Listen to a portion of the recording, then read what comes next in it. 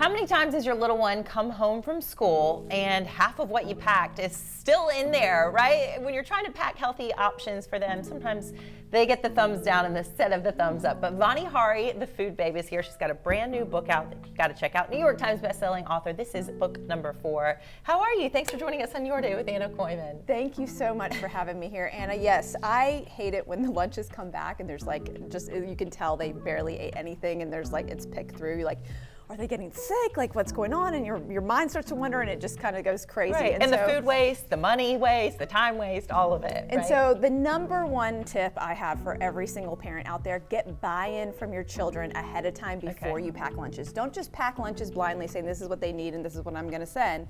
Ask them what they would like to have. They love that choice. Yes. They love that control, and it's going to teach them about how to fuel their body with healthy food. And one of the main tips that I have in my new cookbook, Food Babe Family, is teaching kids the truth about what's happened to the food industry and the ingredients that we're eating, and to learn what ingredients are and when to look out for certain things. Like when my child knows there's something bright colored, she automatically assumes that it has artificial food dyes, and she will ask before she eats that item. Right, okay, so before we get to your healthy lunch ideas and swaps for things that you may have been trying to pack in the past that without success, whether the kids don't like to eat them or maybe they're not as healthy as you thought they were, because very often they're marketed as if they are.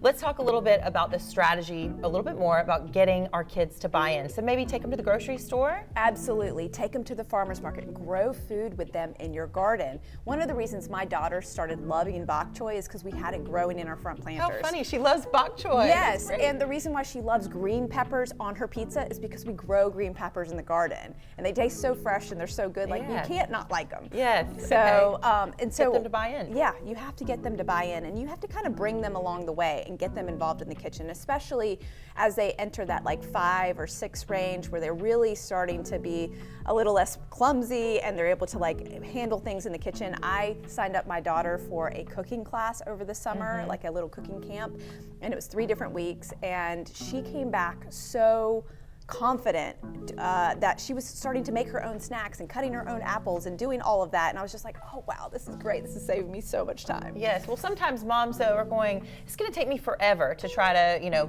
not just buy this food that might be very expensive, but it's going to take me forever, and then they might come home and not eat it. So what do you do to save time? What do you do to save time? So a couple things that I just wanted to share, some of the items I use for lunches that I think are really great.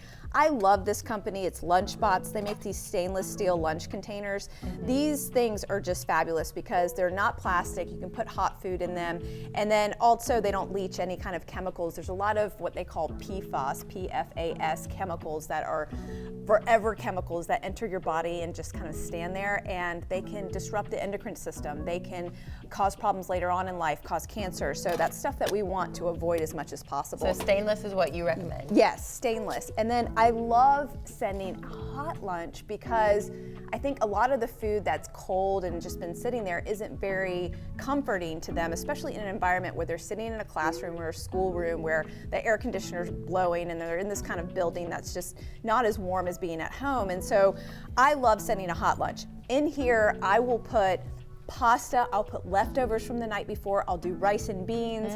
I switch it up all the time. I do tortellini. There's this great company, Artesana, I believe is the name, that makes organic spinach and cheese tortellini, and it takes 4 minutes to boil first thing in the morning. So easy. Do that while you're brewing your coffee. And you can just take some jarred organic tomato sauce, mix it up, and put it in here, and that's just super easy and fast to do first thing in the morning. One thing to make, just one more tip about this, one thing to ensure this is super nice and warm when it gets around to lunchtime, fill it up with hot water before you put the contents in, dump the hot water so it kind of heats up the jar. Okay. So. And that will stay warm for how long? Until lunchtime, yeah. Okay. Yeah. I mean, 8 hours probably, yeah. Cool. So great for a car trip too, I guess. Yes. And what's this? I don't know what this is. It looks very handy dandy though. Oh, it is so awesome. So one of the things, unfortunately, that happened at my daughter's school is they went from having organic pizza delivery every single Friday last year. That sounds fancy. Oh, it was awesome. It was amazing. And they had organic pizza delivered every Friday. And so they had Pizza Friday every day last year. Well, they moved back to Domino's this year. And actually, what's bad about Domino's? Well, a lot of things. Actually, they have several ingredients in Domino's that are very problematic to a child's immune system, one of those being TBHQ. In animal studies and in human studies, they found that actually it makes flu vaccines less effective, that it harms the T cells of human beings, making you more susceptible to other allergies like food allergies and other things like that. Yeah. So there's a lot of problems with TBHQ, and this TBHQ isn't just in Domino's, it's in Reese's peanut butter cups, it's in Cheez-Its, so you really want to avoid this ingredient. Also, one of the most problematic ingredients in Domino's is the genetically engineered soybean oil that is doused with Roundup and glyphosate. This has been implicated to cause cancer across the board in several court cases across America. They're awarding these chemical companies that create these harmful chemicals are awarding billions of dollars to these plaintiffs. Well, this is what I would say, because, you know, if this is in the food that our birthday parties, daycares, it's Friday night, and I don't have a lot of time. The kids are on the trampoline. Can we have pizza for dinner? It's so easy, but right? there's so many more. There's so many more better chains than Domino's. Right. To get, Okay. Okay. Well, that's what I was going to ask Yeah. you too. Is that, but also instead of putting a target on their back, because I don't have the time to go through and research every little thing that you're saying right now. But why would the government allow them to put that in our food if it was really going to do all that? Well, this is one of the most subsidized ingredients in the United States. It's really cheap to make, and it's just one of the most readily available ingredients. So it's in a lot of things, unfortunately. But then there's another ingredient that's banned all over the globe, dimethyl polysiloxane. And this is an ingredient you would find in silly putty. And according to the FDA— Oh my goodness, in our pizza. Yes, yes. And it's an anti-foaming agent. And the FDA actually allows it to be preserved with formaldehyde. So you're getting formaldehyde in your body when you consume this ingredient, which is just really alarming, as well as there's all sorts of health issues implicated on that. Dr. Anna Maria Temple, actually a pediatrician here in town, actually talks about this all the time, the scientific findings of all of these different chemicals that are prohibited overseas and not here. For example, this is, again, not just in Domino's. If you eat a McDonald's French fry in the UK, in London, you're not going to get this ingredient. But if you eat a McDonald's French fry here in the United States, you're eating this ingredient. Yeah, well, that's true. I've seen the comparison of nutrition labels from other countries and here for, almost anything. Right. It seems like the nutrition, the ingredients rather on the back are different, which does feel troubling, doesn't it? Do you ever just put your head in the sand? I have to know. I know we've got you going live on your page as well. Like, are you ever, like, sometimes for me, I am a health nut, not nearly like you are. And I know a lot of the granolas that are out there have so much added sugar. But you know what? If I'm in Bondi Beach with my family and I want to order an acai bowl and that granola is on top, and I'm going to love it so much, even though it's about like eating an oatmeal cookie, you know. And I'll just do it and love it anyway and put my head in the sand. It doesn't bother me one bit. Do you ever do that with food? My head is always in the sand in terms of calories, sugar content, that kind of stuff. Like, I don't really pay attention to all of those labels, the fat grams, the carb count, the protein, the sugar, the calories. I don't pay attention to all of it. I just want to have good ingredients. So you could have an acai bowl that's amazing for you. And yeah, it might have a little bit more honey or maple syrup to make that granola taste good and have like a lot more calories than you would normally consume. No, I'm not even talking about calories. Yeah. Calories for sure, Yeah. or ingredients that, like, you know, do you ever just go, goldfish, it's all that I can have right now, so I'm just gonna get it. Like, do you ever do that? That's a really good question. Do you ever step off? Okay, so there is a bakery in town. Yeah.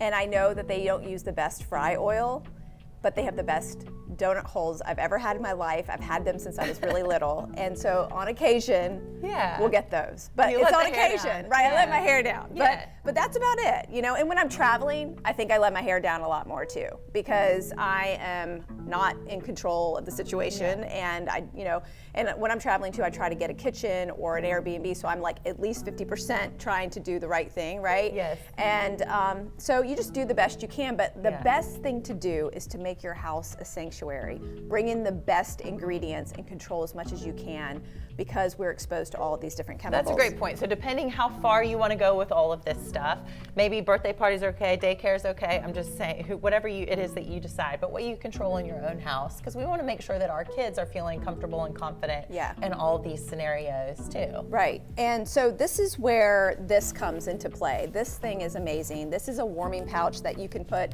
pizza in, or anything, a burrito, something like that, and you take it, what it has inside are these 2 bags of cherry pits. These cherry pits really? yes, and you can stick them in the microwave for a minute and they stay hot. Okay. And then you stick them in this warming pouch, you put whatever food you want to stay warm until lunch in here, and you send it off with your child. And this is how I make home-baked pizza for her every single Friday, because I felt like 30 plus Fridays of Domino's was too much for her little growing body. And I just wanted to give her an alternative. And then she could still have pizza. And I'll have to tell you how the first Pizza Friday went when I sent this. I asked her, I said, hey, how did Pizza Friday go?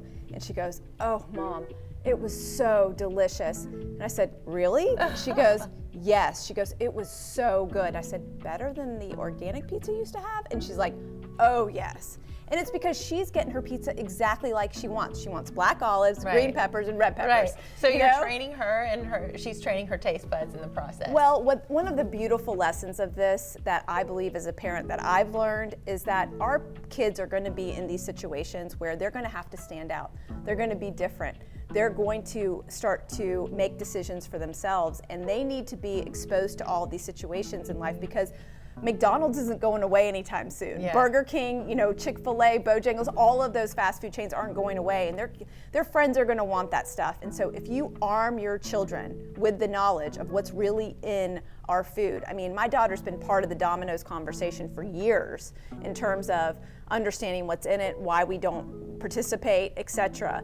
And so she understands that, and she's like, as long as I get pizza, I don't care, right? Yeah. And that's the biggest thing that I've learned about this lifestyle. It's not about deprivation. We still have pizza, we still eat croissants, we still have donuts, but we're eating as healthy, real food as possible to avoid the chemicals in our body. Got it. Cool. So foodbabe.com. Before we go, how did you get the name Food Babe? Because it's so catchy. Well, so when I first started this blog, it was really just to teach my friends and my family, like, my recipes and what I was doing to heal my body. And I wanted to call it eathealthyliveforever.com. And when I asked my husband, who's the tech geek, I like that too. I don't think that's so bad. So when I asked my husband, who's the tech geek in the family, to register that name, that domain name, he was like, no, like, no one's gonna remember that. Like, that's an awful name for a blog. And I was like, he's like, it's too long. And so, like, I'm not even joking, like 10 minutes later, he found Food Babe on auction on some domain site for $10. $10. Oh my gosh, Yeah, that's incredible. that's how it was made. I mean, now it would probably go for tens of thousands. But it's so funny, because at the time I was like a little shy about using that name, because I didn't think of myself as like a babe. So for the first year and a half of the blog, I never I actually never put my photo on the main header of the blog. I had these cartoon characters, and if anybody's following or listening from the beginning, you'll remember that original design of the blog. I hid behind the name Food Babe. Yeah. And I just was like, we'll teach other people to become food babes, and that's what it was all about. Well, I hear you. Thank you so much for coming on Your Day with Anna Koyman. In our next segment, Bonnie's going to come back and share some of her top tips for dinner prep as well, to help our family eat healthy. If you enjoyed this video, please make sure you hit that notification bell and subscribe so you can find out when we release our next video.